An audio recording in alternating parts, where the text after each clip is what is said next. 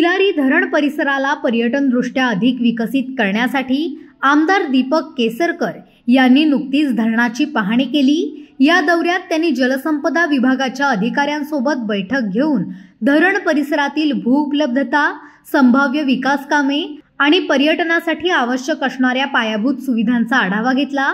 जलसंपदा विभागाकडे किती जमीन उपलब्ध आहे आणि त्या जमिनीचा पर्यटन विकासासाठी कसा वापर करता येईल याबाबत त्यांनी अधिकाऱ्यांकडून माहिती जाणून घेतली।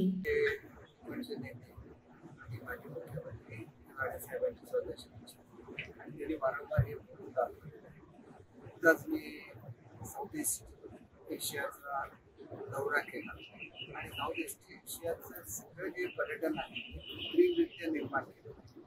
ते सिंगापूर असेल, जकार्ता असेल, मलेशिया असेल, हे सगळं देशामध्ये जे पर्यटन आहे त्या ठिकाणी कुठेही पर्यटक येत असतात आणि त्याच्यामुळे मला असं वाटतं की त्या धर्तीवर या ठिकाणी जर डेव्हलपमेंट व्हायची असेल तर आपल्याला काय करता येईल हे बघण्यासाठी आपण तिलारीला आलो।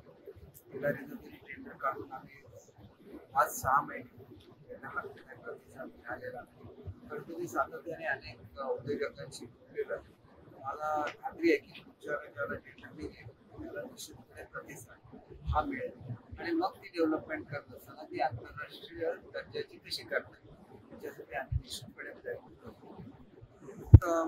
चांगलं होईल कारण जसं आता बघितलं की जर तुम्ही डेव्हलपमेंट बघितलं त्या ठिकाणी केबल कार्स असतात, म्हणजे मोठे मोठे असे प्रकल्प असतात की जे शासन करू शकतं, मोठे रस्ते असतात जे शासन करू शकतं आणि मग खाजगी गुंतवणुकीतून पार्क उभं करायचं आणि इन्फ्रास्ट्रक्चर गव्हर्नमेंटने क्रिएट करायचं असं जर कॉम्बिनेशन केलं तर निश्चितपणे चमत्कार घडू शकेल आणि ती खूप चांगली कल्पना आहे असं मला वाटतं। काय या संदर्भात बोला? मी याच्यावर काही कॉमेंट करणं योग्य नाही।